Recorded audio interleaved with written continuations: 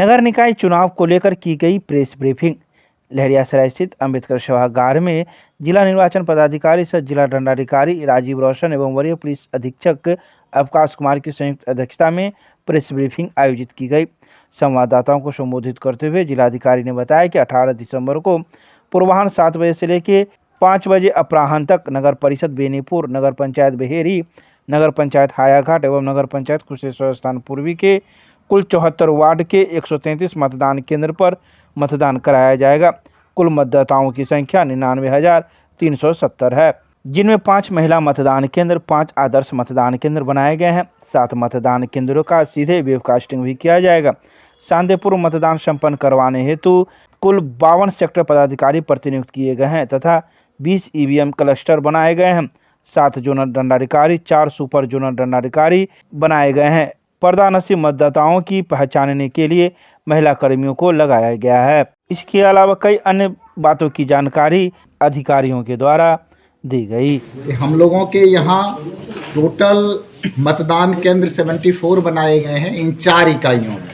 बेनीपुर नगर परिषद में हमारे मतदान केंद्र 69 हैं और नगर पंचायत बहेरी में 23, नगर पंचायत हायाघाट में 24 और नगर पंचायत कुशेश्वर स्थान पूर्वी में 70। टोटल 133 मतदान के महिला मतदान केंद्र हम लोग टोटल 5 बनाए हैं। 2 बनाए हैं बेनीपुर में और बाकी तीनों में एक बनाए हैं। तो 20 हमारे मतदाता। नहीं, आपने बिल्कुल सही प्रश्न किया है। इसके लिए इस बार विशेष तैयारी है। आयोग फेशियल रिकॉग्निशन सिस्टम FRS उसको बोलते हैं, वो लगा रहे हैं। इसको अगर सीधे शब्दों में समझें तो जितने भी लोग वोट करने जाएंगे, ये बायोमेट्रिक सिस्टम से कम्प्लीटली अलग है। उसमें उनके चेहरे का एक फोटोग्राफ रहेगा और एक सॉफ्टवेयर डेवलप किया जा रहा है जिससे कि उनकी पहचान स्थापित दोबारा की जाएगी। उसका एक अपना मैकेनिज्म है। एक तो 2 बार वोट का है। जो हमारी मतदाता सूची में जो फ़ोटो है, आप सब लोग जानते हैं कि फ़ोटो वोटर हम लोगों का पास बना हुआ है सूची, तो उसके साथ भी मिलान किया जाएगा कि ये लोग वोट किए हैं कि नहीं किए हैं। इस प्रकार से हमारी जो व्यवस्था है कि कोई भी अवैध वोटर जो है उसमें वोट नहीं कर सके। बाकी पर्ची हम लोगों ने उनको फ़ोटो वोटर स्लिप की पर्ची जाके बांटी है उन लोगों के पास, और वो लोग मतदान के लिए जो परिचय पत्र है, पहचान पत्र है, उसको भी साथ में उनको लेके आना है। ये सारी व्यवस्था है जिसका उपयोग करते हुए ये सुनिश्चित किया जा रहा है कि कोई भी अवैध वोटर जो है उसमें नहीं है। मैं बिल्कुल अपील करना चाहूँगा। एक धारणा होती है कि जो शहर के लोग होते हैं, जो ज़्यादा शिक्षित लोग होते हैं, उसमें निर्वाचन के प्रति जो है उतनी उत्सुकता नहीं होती है, उतनी जागरूकता नहीं रहती है। तो मैं उन लोगों से अनुरोध करना चाहूँगा कि नगर का जो प्रशासन है इस निर्वाचन प्रक्रिया से निर्धारित होता है। वो जितना अच्छा कैंडिडेट चुनेंगे, जितना आगे बढ़ चढ़ करके हिस्सा लेंगे, तो नगर का प्रशासन उनके द्वारा चुने गए उम्मीदवार उतने अच्छे निकल करके आएंगे। तो उन लोगों को आगे आना चाहिए। मैं सभी नगर इकाई के सभी मतदाताओं से अनुरोध करना चाहूँगा कि लोकतंत्र की इस प्रक्रिया में वो भाग लें। और इस बार जैसा कि हम सब लोग जानते हैं कि मेयर के लिए और डिप्टी मेयर के लिए उसके लिए अलग से चुनाव होना है, EVM के माध्यम से चुनाव होना है, और वार्ड के लिए अलग से होना है। तो इससे और भी पारदर्शी प्रशासन नगर की स्थापित होगी। तो सभी लोग इसमें आगे आकर के अपने पसंद का उम्मीदवार को चुने। ये मैं चाहूँगा कि ये सब लोगों तक संदेश पहुँचे। नगर निकाय के जो चुनाव होने हैं उसके प्रथम चरण में 18 तारीख को यानी परसों वोटिंग होनी है, और उसका प्रचार का समय अभी शाम को 5 बजे आज ख़त्म हो जाएगा। उसको लेकर जो बूथ है वहाँ पर तो दंडाधिकारी और फोर्स मजिस्ट्रेट हैं ही, पुलिस पदाधिकारी हैं ही। उसके अलावा 3 चरणों में 3 लेयर्स में सुरक्षा प्रदान की गई है। एक सेक्टर पदाधिकारी रहेंगे, उनके ऊपर जोनल, उसके ऊपर सुपर जोनल। इसके अतिरिक्त हम लोगों ने मोटरसाइकिल पार्टीज दी हुई हैं जो एक थानाध्यक्ष के अंडर रहेंगी, और वो लोग निरंतर भ्रमणशील रहते हुए विधि व्यवस्था का संधारण करेंगे। इसके अतिरिक्त SDPO SDO के साथ एक पुलिस रिजर्व है, थाना स्तर पर रिजर्व है और ज़िला स्तर पर रिजर्व है। कहीं कोई आवश्यकता पड़ती है तो हम लोग वहाँ पर तुरंत उसको फोर्स को पहुँचा सके। साथ साथ जो साइबर सेल है वो भी एक्टिवेट है, ताकि किसी तरह से उन्माद फैलाकर वोटर्स को भड़काने की या अपनी तरफ करने की, गोलबंद करने की कोशिश ना हो, उसको भी हम लोग नज़र रख रहे हैं। हमें पूरी उम्मीद है, पूरा विश्वास है कि ये चुनाव हम लोग शांतिपूर्वक करवा पाएंगे।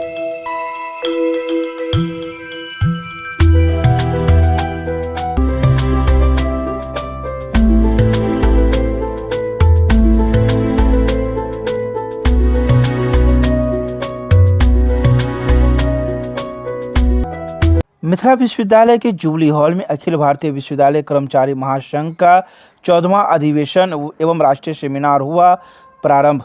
शुक्रवार को मिथिला विश्वविद्यालय परिसर के जुबली हॉल में अखिल भारतीय विश्वविद्यालय कर्मचारी महासंघ नई दिल्ली का 14वां महाअधिवेशन एवं राष्ट्रीय सेमिनार प्रारंभ हो गया, जहां पहले दिन अपने निर्धारित समय पर कार्यक्रम शुरू हुआ, जिसमें कामेश्वर सिंह दरभंगा संस्कृत विश्वविद्यालय से एक शोभा यात्रा निकाली गई, जो मिथिला विश्वविद्यालय मुख्यालय होते हुए जुबली हॉल पहुंचा। तो वहीं अखिल भारतीय विश्वविद्यालय कर्मचारी महासंघ नई दिल्ली के राष्ट्रीय अध्यक्ष पूर्व सांसद राज्यसभा भवानी शंकर होटा के द्वारा महासंघ का झंडोत्तोलन किया गया। स्थापना काल से 1967 से लेकर निवर्तमान समय तक फोटो प्रदर्शनी का उद्घाटन मिथिला विश्वविद्यालय के कुलपति प्रोफेसर सुरेंद्र प्रताप सिंह एवं संस्कृत विश्वविद्यालय के कुलपति डॉक्टर प्रोफेसर शशिनाथ झा के द्वारा संयुक्त रूप से किया गया। वहीं इस मौके पर कुल सचिव डॉक्टर मुश्ताक अहमद एवं बिहार राज्य और राजपत्रित कर्मचारी महासंघ गोप गुट पटना के महासचिव प्रेमचंद्र प्रसाद सिन्हा भी मौजूद थे। सभी आए अतिथियों के द्वारा सामूहिक रूप से दीप प्रज्वलन कर कार्यक्रम की शुरुआत की गई। तो वहीं आए अतिथियों को पाक चादर बुके से सम्मानित किया गया। इस मौके पर मिथिला विश्वविद्यालय के कुलपति प्रोफेसर सुरेंद्र प्रताप सिंह ने चर्चा करते हुए कहा कि नई शिक्षा नीति 2020 से लागू होने से देश के विकास में बहुत बड़ी सहायक होगी। अखिल भारतीय विश्वविद्यालय कर्मचारी महासंघ नई दिल्ली के द्वारा मिथिला विश्वविद्यालय में आयोजित कार्यक्रम का आयोजन किया जाना बहुत ही सराहनीय कार्य है।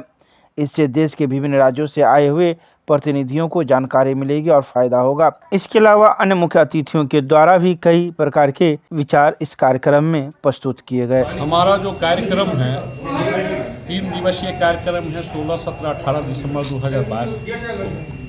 इसमें राष्ट्रीय महाधिवेशन है। इस महाधिवेशन और राष्ट्रीय नई शिक्षा नीति पर राष्ट्रीय सेमिनार है। नई शिक्षा नीति 2020 पर राष्ट्रीय सेमिनार भी है। हम लोग राष्ट्रीय शिक्षा नीति में जो खामियां हैं बहुत सारी, उसमें कहा गया कि 6% GDP जो है सरकार का वो खर्च होना चाहिए शिक्षा में, लेकिन वैसे नहीं हो रहा। हम चाहते हैं कि और इसमें मैट्रिकुलेशन में जो बोर्ड हटा दिया, इससे छात्रों के प्रति स्पर्धा जो है कम हो जाएगी। हम लोग चाहते हैं कि इन सब कारणों को देखते हुए हमारा 3 दिवसीय कार्यक्रम है। पूरे देश के लोग आए हुए हैं और सारे लोग जो है मिल करके हम लोग इस पर निर्णय लेंगे। उस पर कर्मचारियों की जो पुरानी पेंशन है, कर्मचारियों की अस्थायी कर्मचारी की जो बहाली हो रही है उस पर रोक लगाए। जो भी बहाली रिक्त पद है उस पर अस्थायी बहाली करे। इन सब मुद्दों को एज पैसे पर पूरे भारत में एक समान वेतनमान यूनिवर्सिटी कर्मचारियों में शिक्षक के समान लागू हो। इन सब मुद्दों को लेकर करके हमारे यहाँ जो है सो एक कार्यक्रम चल रहा है। हमारा जो एक कार्यक्रम है इसमें परसों अंतिम दिन राष्ट्रीय कार्यकारिणी की गठन भी होगी, जिसमें लोग चुन करके आएंगे, फिर नई ऊर्जावान के तहत काम करेंगे। हम लोग जो है सो इस कार्यक्रम को में बहुत सारे जो मुद्दा है उस पर चर्चा होगी। हमारे 3 साल का जो कार्यकाल है सेक्रेटरी जनरल का, उस पर भी परिचर्चा होगी। इस उद्घाटन सत्र के बाद रिपोर्ट पेश होगी।